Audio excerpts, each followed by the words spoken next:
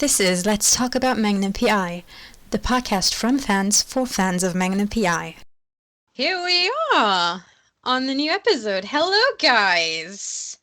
And we're here with Liz. We're here with Liz. And we're here with a new one. We're here with Sia. Hi, Sia. Hi guys. Okay, you might know me as Higgy Baby MPI from Instagram, just to relate. Yeah. And a fun fact around the podcast, Sia was actually one of the first people who knew that there was going to be a podcast, and she was one of the people to enable me to do this. So thank you for that, Sia.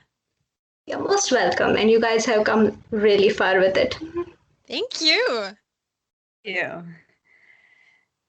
So we're here to talk about episode 4 of season 1, and it's a big one.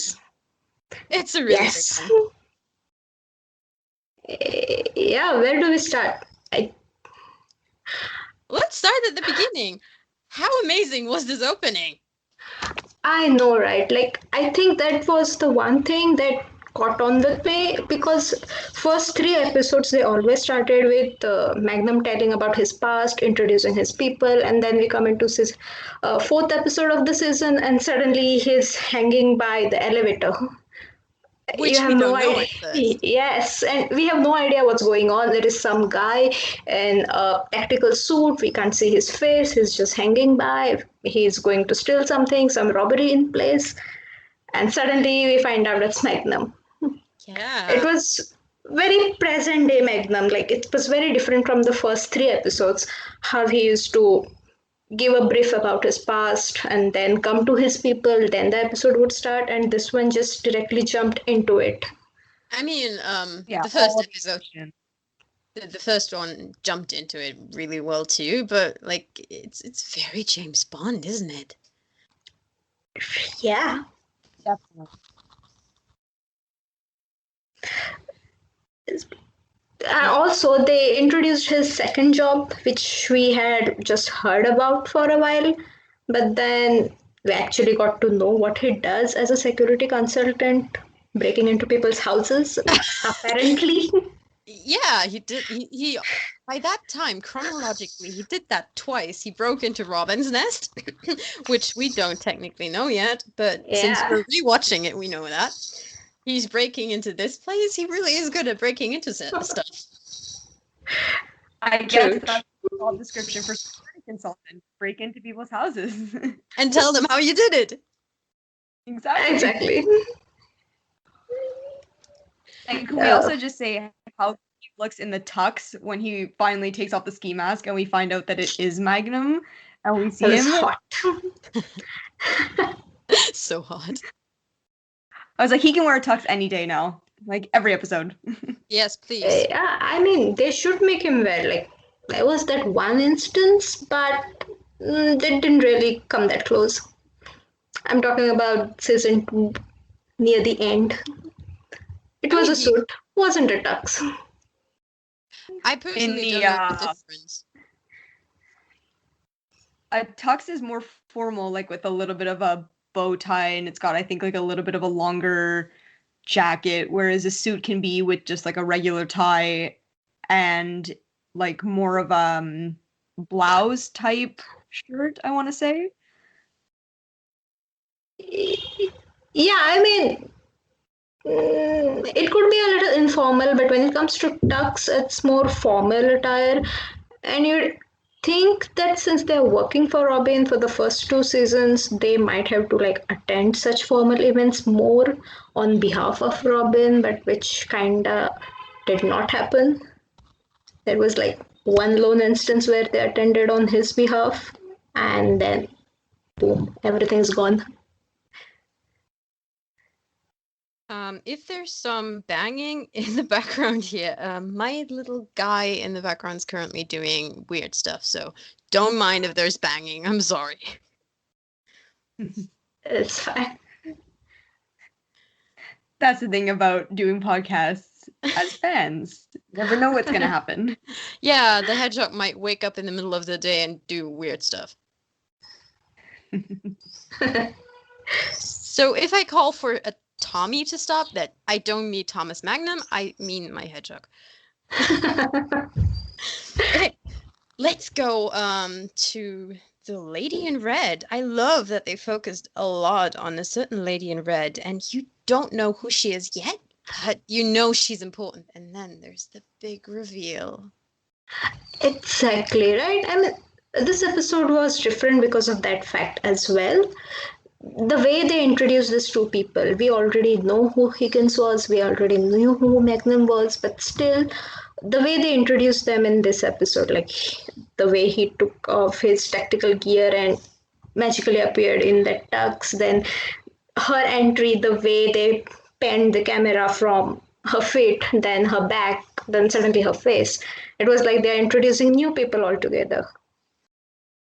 Very spy Yeah, movie and in too. a way, yeah, and in a way, it kind of is like the new them I found, because it was a time that we really saw. I mean, I'm now jumping ahead a little bit, but when we see a little bit more emotion on Higgins' side, so it's kind of like, in a way, it's a new side to them. So a new way to introduce them made sense, in my opinion. I guess they were like the present day Higgins and present day Magnum that we were getting to see for the first time.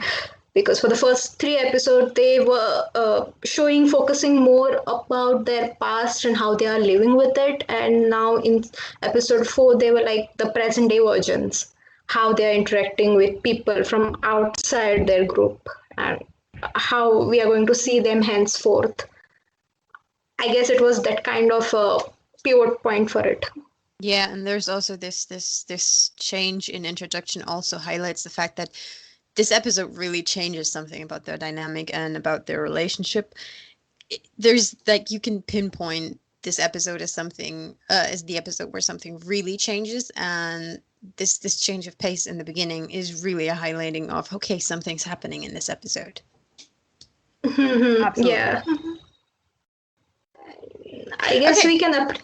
Yeah, go ahead.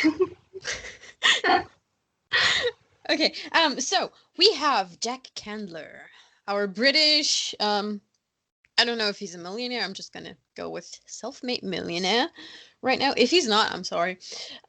He's definitely a philanthropist, and he used to be working class, and he's a friend of our dear Juliet and Robin. Obviously. But I miss Jack. Shouldn't have killed him off. I mean, Yeah, but I think we needed that in the end. I'm pretty sure we'll come to that in a while, but I think we needed to kill Jack off in this episode. As much as we hate him, but we needed to kill him. Sorry.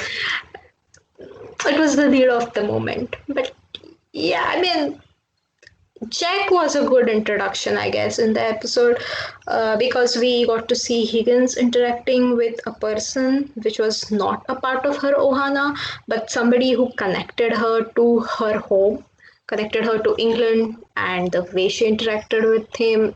That it was a brief moment, but the dynamic was really good. I mean, to be fair, I don't think at that point they are Ohana yet. That happens, well, Later on, but yeah, it's a rewatch. yes. Anyone else love the One fact of- that... Yes, Liz?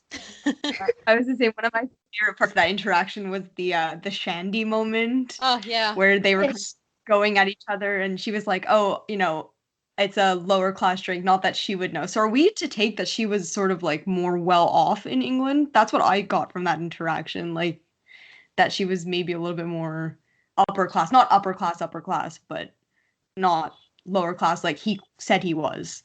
Wasn't she on a private what's it called? Boarding school. Boarding Yeah. school, yeah. And didn't her grandmother have an airplane of some sort? Yes. Yeah. And So yet still she was the outsider, so she wasn't the one brought up as outwardly rich. So I think that's something that she relates to both Jack and Robin. mm-hmm. Yeah. She has that sophistication of the being upper class, but she can also relate because she didn't fit in that society, from what we can gather. For what she said. in season 3. Yeah, I mean, we would like to see it more, obviously. Yes. We would like to have a flashback, maybe somebody from her past coming up. Can you just imagine young Juliet? How cute would she I was be, gonna please? say Little Higgy. I know, right? Like the writer said that they almost came close, but it's always almost. When are we Yeah, going to actually see it? thanks, Corona. We probably have you to blame for that. Yeah. We can always hope for season 4, Little Higgy. Yeah, I hope so. I hope so. I mean, I have high hopes to say from season 4 because the way they kept mentioning about her past in the entire season 3. I mean, like about the Russia, about the Moscow, about her father, Richard, like random things from her past. And I really hope somebody comes in first 5 episodes, please. Maybe not in the first 5, but certainly in that season, I think. At some point. Yeah, just coming back to the trendy scene, I loved the way they crammed all the English they could find in that one segment. Take a butchers. Yes. That, by the way, reminded me so much of Mary Poppins too, and the lamplighters, like using a word that rhymes or has a relation to the word to actually say the word. That's so reminiscent of Mary Poppins. It's so British English. Yes, yes, yes. I felt so reminded of my time in Eastbourne. I mean, didn't somebody call her a version of Mary Poppins? I think somewhere in season 2. Yeah, I think it was actually in episode 2. Was it? The Fisher called her some. No, yeah, the Fisher Talk called her like in Mary Poppins. Yeah. That's what he said. Okay, let's move on. Jack is dead. Jack is dead. And we see we see Julia take Gordon to Magnum. And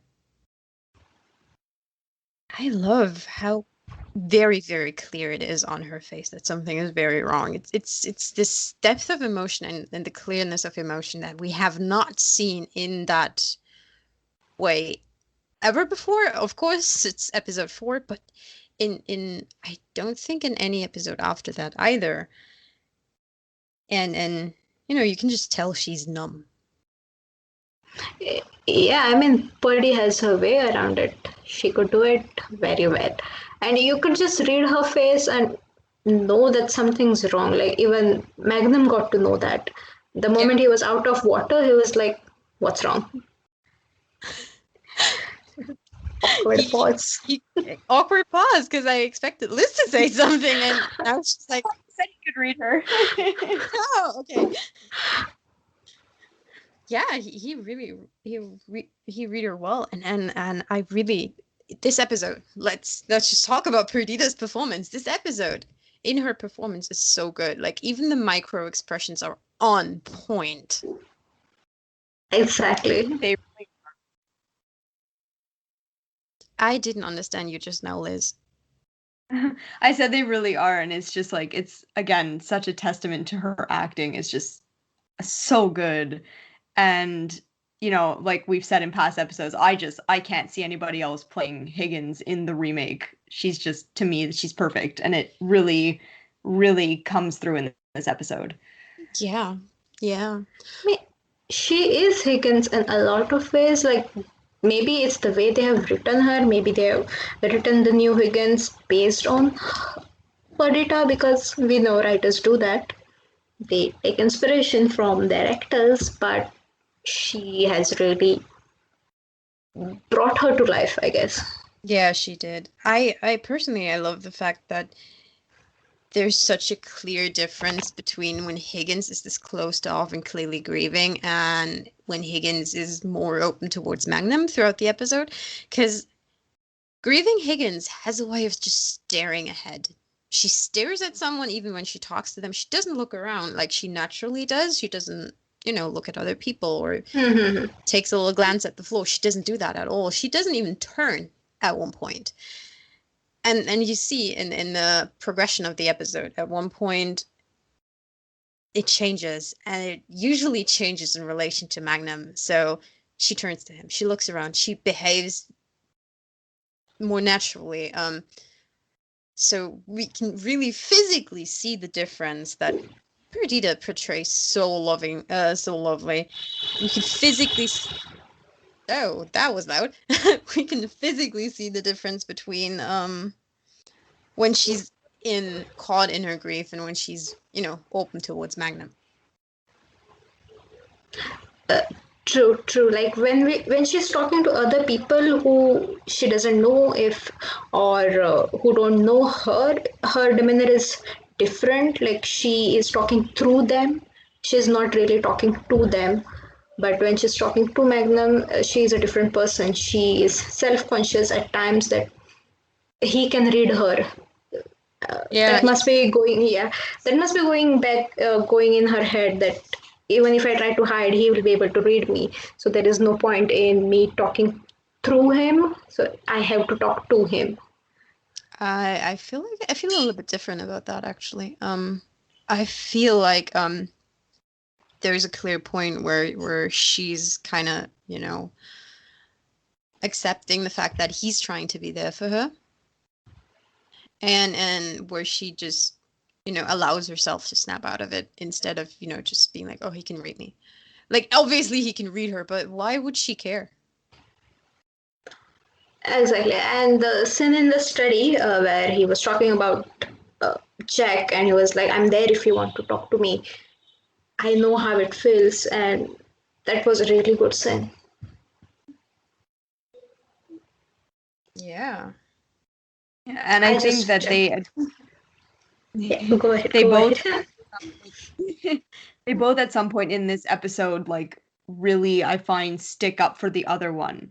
Like when Magnum is like, I'm gonna do whatever it takes to, find who killed Jack, and I'm there for you, right? And that was like when he was really sticking up for her. And then when he gets arrested and she comes to bail him out, and they're like, he's, the way it's looking is you're the one who did this. And then she's like, he might be a lot of things. And then she like lists all the things. He's like, but he is not a thief, right? And certainly not a killer. It's certainly not a killer, yeah. And so that really shows, like, again, that she truly believes in him and she is there for him as well. But have you guys noticed in the beginning in the elevator, well, not the beginning, but at one point he says that he can't blame Gordon for believing that, for, having his suspicions that it could have been him. I can't blame anyone for thinking that. And he looks to Juliet. So Thomas is very aware that the way this looks could easily be against him, and Juliet would have so many reasons to suspect him. Juliet knows his financial troubles would be solved by art theft. She knows he has no relation to that guy beyond this, friendship to Robin. He doesn't have an alibi in her eyes. There's so much evidence stacked against him, and yet she still doesn't believe it's him, even though she has every reason to. I guess episode 2 and 3 are something to do over here. Like the way he tried to help those people, like the way he stood out for them. Yeah. Yes. Episode 2, like it was a fish case, but still he wanted to see it through. He wanted to help the people. He wanted to help the person and solve it and get to the root of it. And even in the third episode where he was trying to help that lady and the guy, even though the case was very close to home, even though it was very similar to his situation, he still stuck out for them and helped them out. I think that is something that helped Juliet to build this trust that yes, this person is a good man and I should be trusting him. Yeah, that is what was seen in episode 4, I guess. That is why I believe that she did not suspect him at first, that he could be responsible for it. Mm-hmm. Mm-hmm. And I also sort of think that, like, it was never in the script, but, going back to his alibi and everything, I feel like deep down, she knew he was on the estate, just like, she had her reasons, like, maybe the lads were chasing him or something, and she just didn't say anything. Probably, or probably he was irritating her for something. I mean, trying to there's steal the Ferrari. yeah, something like that. But I mean, Juliet is the kind of person. She has said that he shouldn't get caught. I think she's the kind of person who doesn't give a false alibi when she doesn't have definitive. I mean, had eyes on him at that moment, so she can't give an alibi. He might, if he was really a shady guy, he might have played her because he knows she's former MI6. He knows what strings to pull to fool her. So she didn't give him an alibi, but I think she was like, he was home. I would have, it probably there was something that indicated that he was home. On the other hand, even if he wasn't home, he still didn't do it. We know it, and she feels it. Can we talk about the fact that there's someone else who doesn't believe Magnum did it? Kumo. Katsumoto. Yeah, okay, there's two more people who didn't think it. Kumu. Let's start with Kumu, and then we're moving to Gordon. But Kumu, how scary was this woman, please? The way she was threatening God. Yeah, the way she was threatening Gordon over there, like, I will call everyone. Yes. Yeah, she's like, I'm going to do this, and I'm going to do this, and don't mess with Magnum. Don't mess with my people. And we've seen it again from her, later on. I think Kumu has that fiercely protective side, like when it comes to her Ohana, right? I mean, and just like the general good of, what's right. I think that she can get, very... Very scary. Yeah, exactly. Yeah, I wouldn't want to cross Kumu. I really wouldn't want to cross Kumu. She would send some Hawaiian spirits after you if you did. If by spirit you mean some Hawaiian guys who can mess you up. I mean, obviously the spirits too, but Kumo has contacts. Oh yeah. We can agree on that. Like, she has contacts. You might not need anybody from the spirit land, but she has enough human contacts, and you would not know what happened to you. Even the spirits might just be able to fuck you up. Let's move to the person that she threatened. Gordon! Gordon did not believe Magnum did it. Gordon wasn't fooled by the frame. And even right at the beginning, when he was like, I didn't do this, like, either somebody got it from me or from somebody else, right? And right away Katsumoto was like, yeah, the way he said it just made me think right away that he believed Magnum, that he didn't do it. Yeah, and it's really telling. I forgot his name. The French guy's crime scene. It's really telling that he tells the crime scene person to keep Magnum's prints at hand, so they can rule him out. Yeah, they can cross-reference. Yeah, despite he might actually have done it. Like, there's evidence against him at this point, and also later on when he takes him in. Well, let's just talk about the fact that one was technically illegal. Okay, let me elaborate. You cannot, and we know that Thomas knows this, you cannot take someone in for questioning unless you charge them with something. You can't just, pull someone in and see if something sticks. That thing, taking them into the thing, has to be done entirely voluntarily, which he didn't do at that point. But we know that Magnum knew that, so he went. He was just playing along, you can say.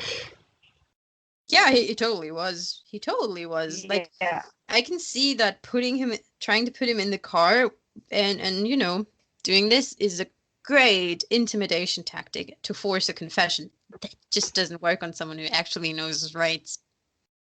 And also Is someone that- who's been through 8 months in a POW camp is not going to fold that easily to Yes. like an Yes. interrogation. Yes. So this was an entirely voluntary interview, and Thomas knew it. Gordon knows it. He plays along until it doesn't serve him anymore, and then he shows his hand, namely that he is able to, that he knows his rights, and he would lawyer up, and you know, Gordon knows in that moment very well that Thomas really knew what he was doing, and I think it earns him a lot of Katsumoto's respect, and it really drives the point home. Gordon, without a doubt, knows now, and he felt that way, but he now knows without a doubt that Thomas is being framed. Yeah. It dawns on me, for sure.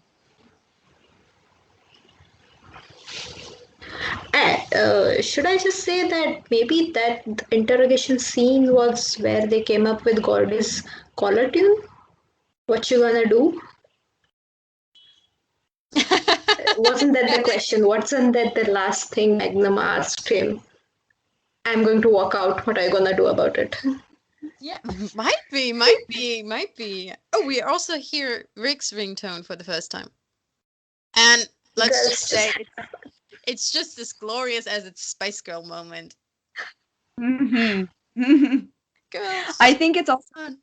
I think the ringtone for Gordy, it's based on an American TV show because that's the theme song to a TV show called Cops, which is basically just about police officers. So maybe that's also probably another reason, like the "What You Gonna Do" line, and also that theme song for Cops. Gotta love Magnum's sense of humor with the ringtones, honestly. Yeah, he knows what he's doing. Yeah, oh, he does. He always And does. Higgy's sense of humor with display pictures. The couch potato and Homer Simpson, yes. Yep. We didn't get to see that in season 3. They could have just put one, maybe upgraded version of Simpsons. I think we have actually seen it in like passing once. If I'm not completely, dumb, but I think we saw it once-ish. The Simpsons, yeah, I vaguely remember The Simpsons too at one point. I can't remember exactly when though. I remember season 2, but season 3 not so much. We could do a rewatch, obviously. Definitely. Can we just talk about TC? TC's love for dancing and art. I love it. I love it so much. They give him such a hard time, poor TC. They try to. But they utterly fail. Well, at the beginning it sort of gets him, and then he's like, you know what? No, I'm gonna own this. And Yes, then it doesn't work anymore. With right. He owns this. He's awesome for this. Yeah. Because he started, he's like, I'm honored in art history, right? Like, he's a little bit, like, ashamed, sort of, to say it. And he's like, yeah. But then he's like, you know what? No. I'm proud of this. Yes. And he has every reason to be proud of this, of the dancing and the art nerdery. He wanted to go to art school, so that guy has some talent, and I really want to see his talent. That'd be great if they just, like, had him do, like, a police sketch one day or something, and to show off his talent. Oh, yes, please. Oh, gosh. I would love that. We could have, like, a scene somewhere in some episode. He's just sitting in his office, or he's sitting at La Mariana just sketching away, and somebody just picks and it's like, nice sketch. Yeah, or we could actually see it in the nest. Like, they're friends of Robin's. I would totally see Robin, frame sketches of his friends. Or 100%. Or just Juliet. Yeah, I mean, also, did you guys know that Stephen Hill in real life used to dance when he was younger? So it's something related to his life as well. Oh, I can I see. love when they do that. I love when they bring like aspects of people, like the actors' real lives, into the script. I think it's great. I have to deviate. What was that? That was an amazing bird song. Silence? Nobody heard the bird but me? I did, but it wasn't on my end. Yeah, not mine as well. So I'm sorry, I didn't hear it. There was a bird somewhere. We can replay this at one point because there was a bird. Make this bird up. He's so crazy. You can distract me with animals. I'm sorry. There was one point in my life where I got really distracted out of a monologue by a bird, and I own it because I think it's a really good quality of mine to get distracted by animals. It's very is it Snow White where she can talk to the birds? Yeah, it's Snow White. Yes. It's very Disney. It's so many Disney princesses that talk to animals and birds. It's a general Disney princess quality. She says and looks back at her. Well, there's a lot of Disney princesses behind me right now. I have all the VHSs sitting in front of me, all the tapes. Yay, Disney nerds. Disney. Bringing back, did you guys notice a little mistake? Because I did. Oh no, which one? At one point in one scene, namely the one where I think it was the one where they talk about TC dancing, we see a tattoo on Jay Hernandez that's usually covered, not there, and it's there this time. So it's like one of these times where they forget to cover a tattoo, as seen on Alex sometimes. The in 78? No, Is it that the one's 78? always seen. That one's always seen. The other arm. Oh, the band he has Yeah. across. Yeah. Okay. Yeah. Oh, Yeah, that one. I guess we'll have I to missed watch that. again.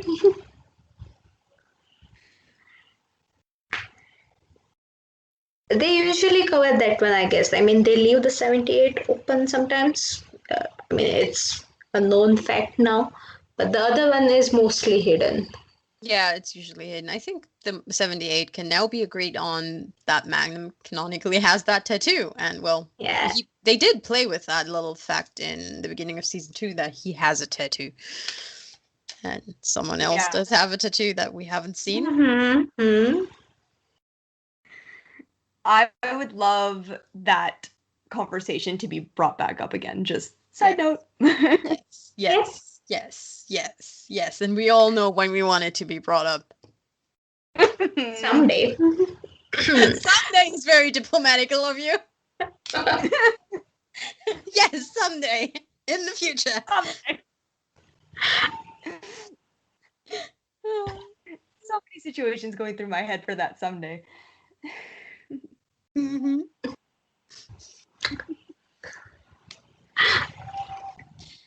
I want to get back to Juliet's behavior for a second. Let's take the fun out of it again. I'm sorry. While I really love the fact that Juliet is clearly more open towards Magnum, when she's around Magnum in this episode, I really love the fact that when they talk about how many murderers there is, her walls very, very visibly slam back up, and that is some really good acting on Perdita's part. Like, whoa, not many people can do that, I think. You can literally see this wall back up for a second. Yeah, definitely. I saw that moment talking about for sure. Yep. Then we have very, very questionable fighting decisions on Magnum's part in the final confrontation. Have you guys noticed that? The one where they're running through the housing complex there, that one? Yeah. It's very Yeah, he made some interesting decisions. Yes. Well, it was really well choreographed. The decision to toss a knife over your shoulder and kick it out with your foot, daring to say the least. Yeah. And I, very covered. yeah, I think the stunt coordinators are doing a great job when it They comes are. to the fights. I mean, they are getting tricks from God knows where, but they are amazing to look at.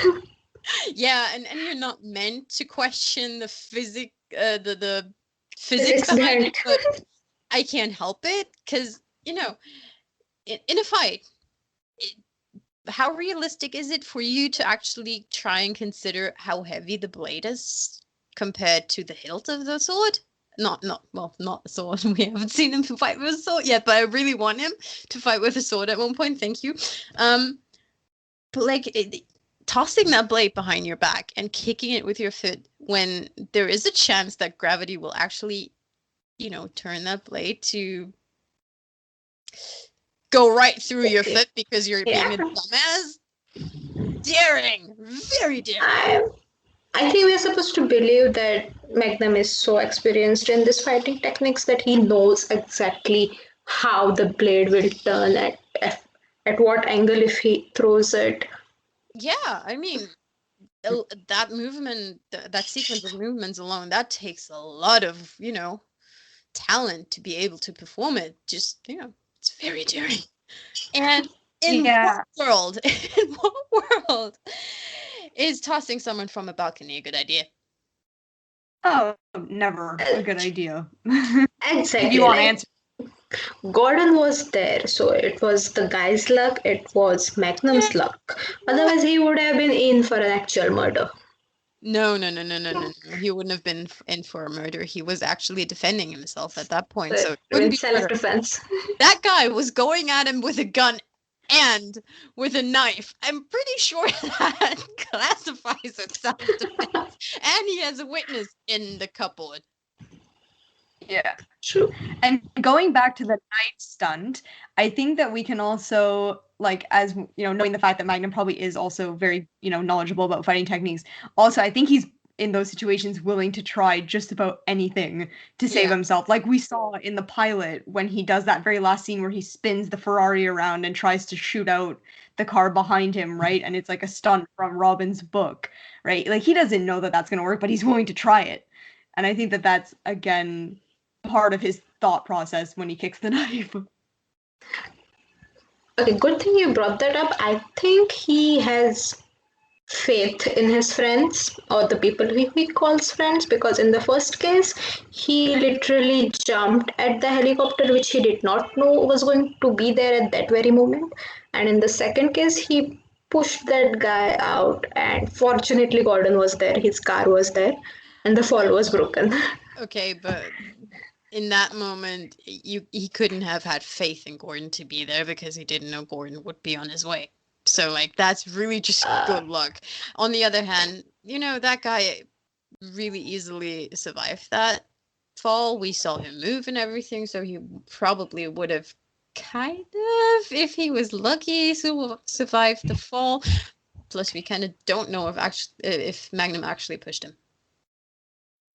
It could have been an accident. We didn't see that. Yeah, like not murder. It was a fight. It happens in fights. There's a fucking balcony. Like if you fight close to a balcony, that's a risk you're actually taking, and you're kind of taking willingly. You can steer a fight away from a balcony if you can actually fight, which that other dude I think could not. I mean, not as well as Magnum. Clearly, because he went over the balcony. Yeah. And then just the sarcasm coming off of Magnum when he's like, nice of you to show up kind of thing. But I got an impression that he had actually called Katsumoto before or during the fight or somewhere in between, because he was like, it took you, yeah, he must have called someone to call for backup, because he said, like, it took you long enough. Gave me the impression that he knew somebody was coming. he just expected that Katsumoto would show up at some point because, Magnum and his luck. He just assumed that he's like, the luckiest person ever and somebody will always there. And on the other hand, the guy who quite literally tried to kill you was just out of the way. So, yeah. Can we talk about Magnum's behavior towards Juliet in two very, very in two instances that stand out so much to me? First instant being hi car, not that one. First instant being when he asks her to help with the phone, where she, where he openly offers kind of to be a shoulder to cry on, to be a friend, to listen to her. She tries to deflect, but we and she at that moment know that he tries to be the friend, the person that she could talk to. Like Jack was the person who could relate to what it's like to come from England to Hawaii. And he quite literally in that moment offers to be her friend. Yeah, and I think that's the beginning of like the trust not trust, but the beginning of the more in-depth friendship that they have. Like that's the beginning of the deeper friendship in my mind, right? Because it's her moment to realize that, he's more than just this person who hopped the gate, as Robin's security consultant that grates on her, as she eventually does say. He is somebody that she potentially could learn to, deal with, quote unquote, and then become friends with. And it's the beginning of it, I think. Yeah, I guess it's the point where we usually used to see Higgins as this lonely, uptight person, and then Magnum introduces himself as her friend, and he's like, even though you lost Jack, you still have friends on this island. I'm there for you if you need anything. Yeah. He sort of gives her that opening that you're not alone. Yeah, and it comes back at the very end where he brings her a beer, which is very reminiscent of, the shandy. Shandy. It's just like, I feel like it's his way of saying, I can and want to be your friend, and I'm willing to try to be what he was to you if you let me. And we see that beer that they share a lot throughout season 2, especially season 3. Like the beer sharing becomes a thing between them, like probably the shandy was. Yeah, Exactly. Yeah, it becomes like a symbol, and I remember like when I watched that back, I was like, oh, if only I had known the first time I watched the show that the beer was going to become a thing. Yes. Right? And it made me so happy. Yes, it's like I noticed it at my last rewatch. I was like, oh, that's where it comes from. It's the symbol that goes back to the beginning of their friendship, where he's like, I want to be your friend. Let me, do our version of what you valued with your other friend that you tragically lost, and let this be our thing now. And it's always in like the more like difficult emotional conversations that there tends to be a beer brought to either one of them, I've noticed. Yeah, it's either emotional conversation or it's something really important, something that is going to change the course of their relationship, like we saw in the 3rd episode of season 2. Yeah. The conversation that they had that day. It was something very life-changing for the both of them, and they had a beer. Yeah, it's like the spear scene goes back to this fundamental part of their friendship, and it quite literally sources in Jack Handler, and Thomas, at that moment being like, I want to be your friend. Please let me be your friend. True. And she accepts it, right? Yes. And so that to me shows again, like she is accepting him as a friend, as as again, like letting her guard down a little bit and letting somebody else in, which is wonderful. Yeah, this episode quite literally marks the beginning of the friendship that will soon grow to become to be them becoming best friends. And the partnership too. Best friends, partners, everything. Yes. Yeah. It's awesome. And Magnum proves once again that he's actually a really great friend, because the tie situation, she was in her stupor again. She was so clearly numb. She was thinking about all of that, and his tie situation pulled her out again. I think he uses it as a tactic to distract her from whatever is going on in her head, because he did it twice already. She was in her own world, she was distracted, and he just came up. It's like, I cannot do the tie. Can you do it for me? Yeah, she was hurting, and he had a way to make it stop, and he used it, as he does all the time when he has. Yeah, he brings that like comedic sense in a way to lighten the mood and bring her out of her own head. Yeah. I mean, he totally knows how to do it himself, but he'll let her. Does he though? I honestly don't know. Does he know how to tie a tie? Because that stuff's hard. He probably does, because somewhere in the same season, I guess episode 7 or 12 it was, he was at another funeral and he was wearing a tie. Yeah, but big but on my part, it's after this. Who says that Julia didn't actually teach him after? True, could be. Who else is thinking about potential Bernardo wedding in season 4 with him? Oh yes. Yes. Oh, came to my mind.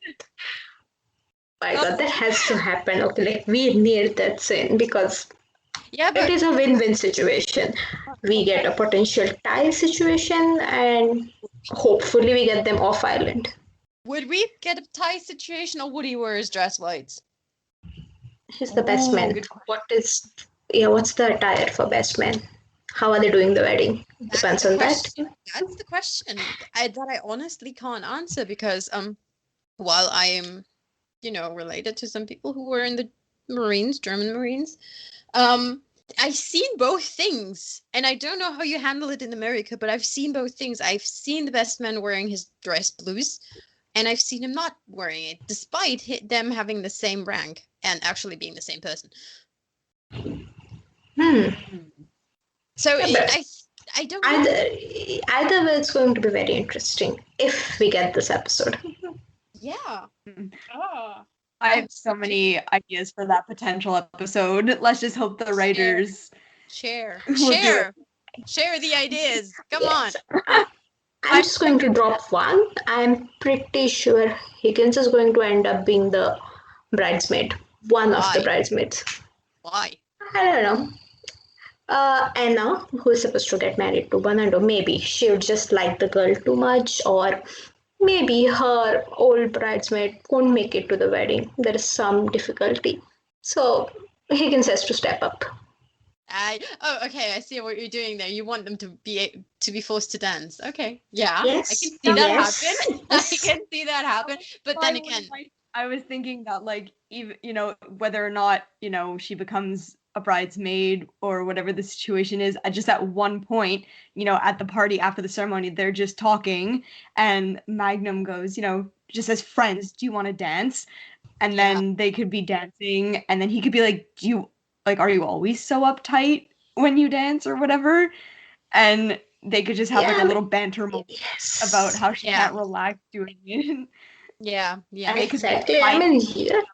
I mean, there's no doubt in anybody's mind that if Bernardo's wedding's happening on screen, she's going to be there. And if it's happening, they're dancing. Whether she's the bridesmaid or not, it doesn't matter, because there's no way he's going to pass up. Let's start manifesting this. Let's start manifesting this. We need this. Yeah, the power of manifestation. Thank you, writers. Please give us this. I mean, if they go there, it'll happen. I mean, there will be a wedding at one point in that show, won't there? Just a question of who's getting married. And what if Bernardo, just to like make it like easier for the writers, what if Bernardo all of a sudden like calls Magnum and he's like, so we're getting married in Hawaii, right? Like, I mean, there is a 50-50 chance of that. I mean, I would go 100% chance of that because A, it's Hawaii, and B, his nephew is quite literally living in Robin's Nest, which is, I can totally see that a location where people get married. And the thing is, Juliet is currently the owner of an estate that's bleeding money. She's the last person to say no to weddings. She probably has to start accepting people getting married at Robin's Nest just to keep the place running. And she would do it for Bernardo, you Yes, know? Like, I think because Absolutely, 100%. they know each other, that if Bernardo said, to Thomas, can we have, could you ask Juliet if we could have the wedding there, yada, yada, yada, and he would go, Higgy, he'd bring it up, and she'd be like, yeah, okay. I'd even go so far and be like, if Magnum says Bernardo and his future wife are coming to the island to get married, I would even go so far and not rule it out that Hicky's the one to bring it up. Be like, they could get married. Should be like, yeah, they can have it here. We have the staff, we have the space, we probably already have the decorations because we kinda sorta had it before. Yeah, the decorations are still there from the last time. Yeah, from their potential wedding, and also Robin probably had a lot of parties, so there's probably decorations. There's people. Kumu knows someone who can wed them if she's not the person to do it herself. So like everything's there. They just need to do it. Yeah, and we know from the end of season 2 that they can always call I think they call it a kapu. I'm not sure if that's that because they had one for the potential TC Higgins wedding. He was there waiting, and there's definitely that potential that they can rehire that same person. And this also gives opportunity for getting back Kamekona for the catering. For example, bring in Kamekona and Flippa, please. Thank you. Oh my gosh, that'd be amazing. Flippa could play all the music. Yes! Oh, yes. And Kamekona could supply the food. I mean, he has a restaurant. He has several food trucks. They'd be the perfect duo to do it. And we'd get them on the show again, which we all love. Yes, I miss them. Their characters are great. Yes, very much so. I mean, hey, they could also make this a huge thing and just have other people come in, have a little crossover to a certain new show. Oh, they could. If there might be a crossover in the first season, just to be like, hey, you Magnum fans, there is this new show, go try it. Yeah, it could be. Although they are on different days, we cannot rule this out. It could be that maybe the Friday's episode will start off with Magnum and then bleed into Monday's episode of NCIS, or the other way around, or something different. It happened in the past, so it could easily happen again. NCIS Hawaii could have any of the Magnum characters or the old Hawaii Five-O characters crossover. I mean, how fitting would it be to have Kamekona and Flippa over on NCIS Hawaii? Yeah, I mean, I could totally see Katsumoto and Noelani going over there, because she's going to be there definitely. Yes. She's the coroner, so she has to come up at one point. But no, not necessarily. She's not the only coroner, and she's being kept pretty busy with a certain task force that's still canonically there. Yeah, but just a little bit something I read on Facebook. They are actively hiring HPD for NCIS Hawaii. So there is a very big chance that some HPD characters might do a crossover way before Magnum actually does it. Duke. I'm guessing Duke. Yes, Duke is the predestined HPD guy to cross over, yes. Yeah, I mean, we could even see Katsumoto. You cannot rule that. Maybe he would be the one introducing Jane to Magnum. Maybe he would be like, yeah, I met that lady the other day. She's so-and-so and blah, blah. She's like you. Or maybe he could tell that to Juliet, like, I met her. She's a lot like you. And then next frame, we see these two people actually meeting. Another potential friend for Juliet, which would be cool. Oh my goodness, yes, please. She needs more friends, and she needs more friends that don't just suddenly disappear, like two certain female 5 characters that are mentioned to be there for a wedding, but actually aren't. It's true, we never saw them. Yeah. Damn it. But she just needs friends in general. I mean, everybody needs friends. I mean, she She has needs one. friends. She has an entire ohana of friends, but like we want her to have more friends. Speaking of friends, actually, let's go back to the episode for a second. Allie. We had Allie. What happened to Allie? That insurance lady that Yeah, nobody ever spoke of Ellie again. or before. And she clearly had Here. like, chemistry and a past with Magnum, with Rick, and she's there and she's suddenly gone. And I personally feel like she was meant to actually be there more than an episode, and she wasn't. I think that happens with all the women that Rick sort of has an attachment to, because we've had Allie, we've had oh my gosh, I am blanking. Yeah, I know that the Katrina Law's poker character. person. Oh my gosh, the poker person and Katrina girl. Law's character. Katrina's Quinn. Law's character. Quinn. Thank you. Oh my gosh, I can't believe I forgot that. We had Quinn, and then so we had Susie, right? I mean, we don't really know that the relationship with Susie is over, but it's there's sort of a good chance she's gonna be back due to the fact that they're actually married. actually having a baby. I get it. But you know what I mean? Like, it sort of ended on a note with between them, you know? Yeah. So it's like, poor Rick, every time he like finally finds somebody that he thinks could potentially have a relationship. Yeah, It but at just least he goes- finds somebody.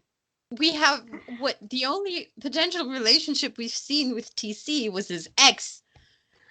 My Give God. TC a love interest, for heaven's sake. I know, right? Get Teresa back. Get her back or get a second version of her. Please get somebody for TC. Yes.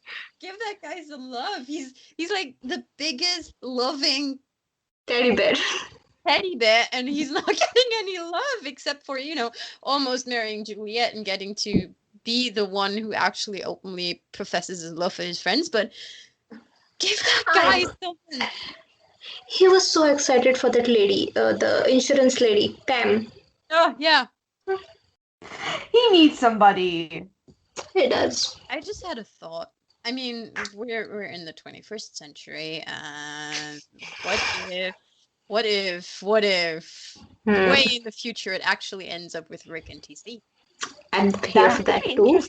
I mean, you know what they say about good relationship, there's just best friends having good sex. So we have two sets of best friends that actually work well together. I mean, one of them is very evidently heading to it, but the other one might sneak up on us. Yeah, I mean, Or not, I don't know.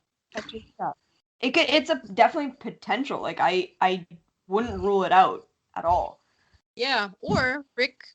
Why am I immediately going to? Or Rick could have a love interest from NCIS Hawaii, but why not TC? yeah, why not TC? I mean, we've seen Rick flirting with 5 girls. Maybe this time we'll see TC. Because Rick finally has Susie in his life, so maybe he's not looking for somebody else. So TC can start now. Or, well, we don't have to have Rick have someone before TC gets someone. Like, that's not how life works, and that's certainly not how this should work, because, the implications behind the white guy getting someone before the person of color. I don't want to touch that with a 10-foot pole, but just give them guys some love, please. Thank you. He's just so sweet. Yeah.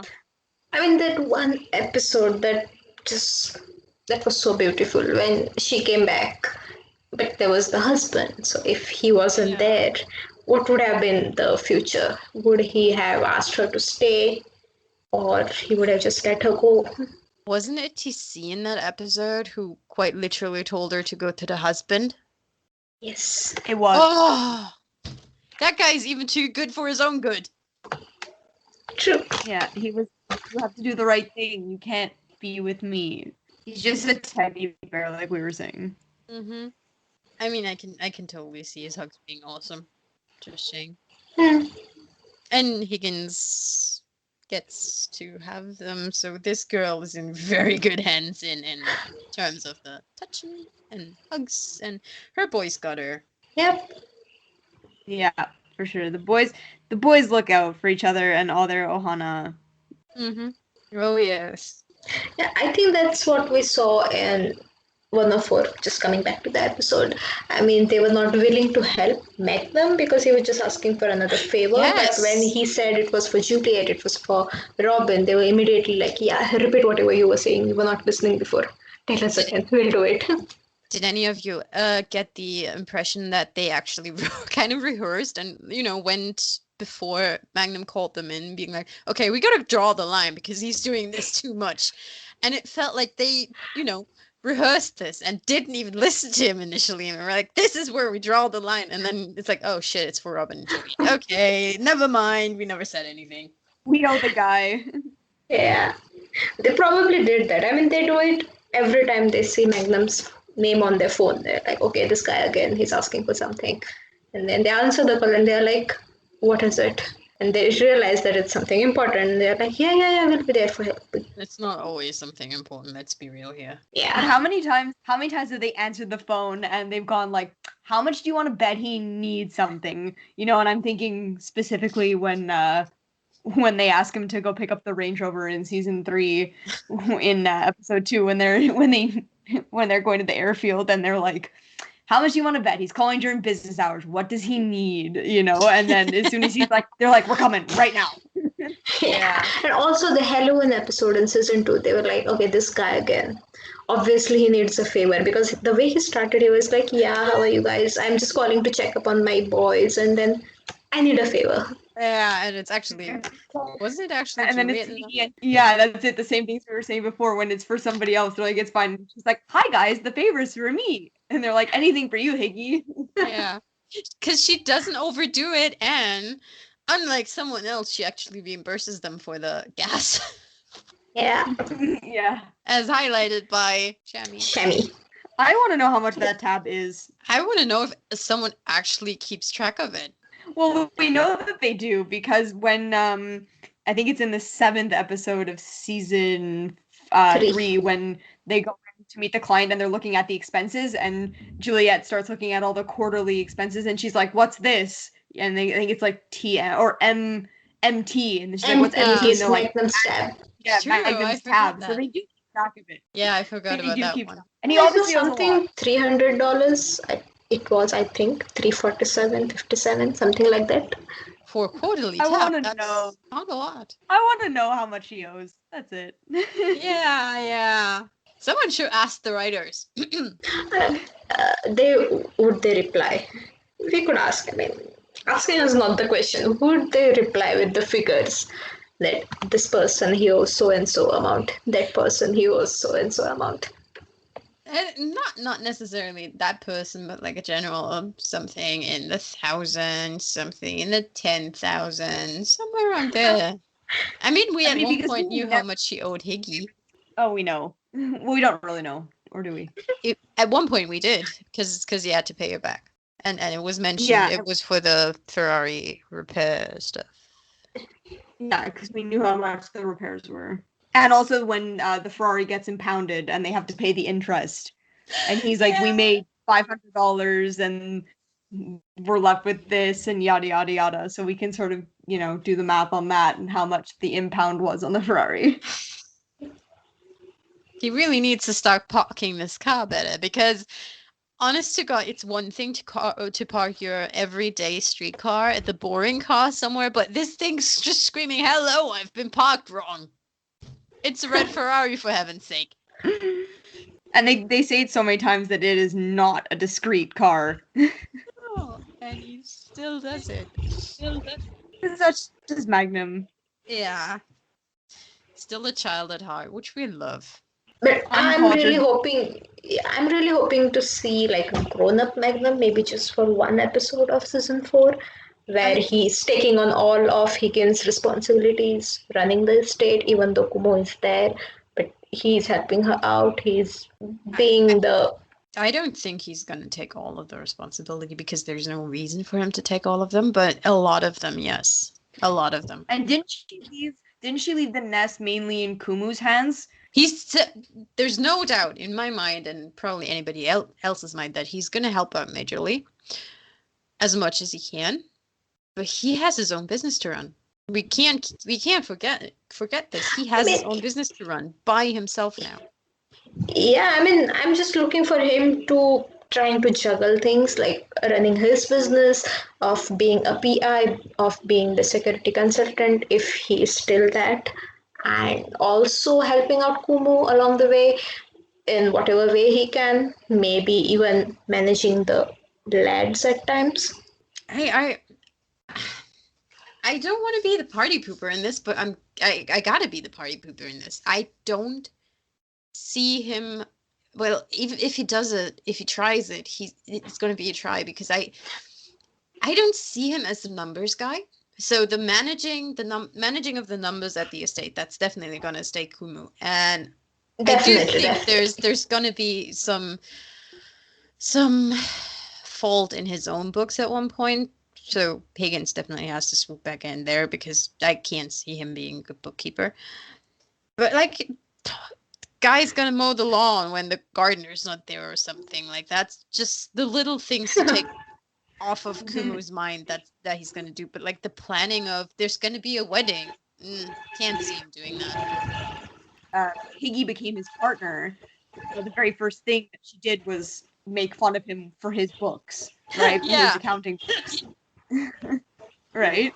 So we know that he's not the numbers guy, unless she sort of taught him. When Bernardo came and they said, we run a PI business, yada yada. She's like, well, the books indicate otherwise. I think we should wrap this up. Where can people find you, Sia? Okay, they can find me on Instagram. It's Higgy Baby MPI. I talk a lot. I talk a lot. People can obviously reach me there. Okay, wonderful. So, as usual, people, you can hit us up if you want to be on the show. But I can tell you something right now. The next episode after this one's going to be a really good one. I can promise you that. You're going to love it, and you don't want to miss it.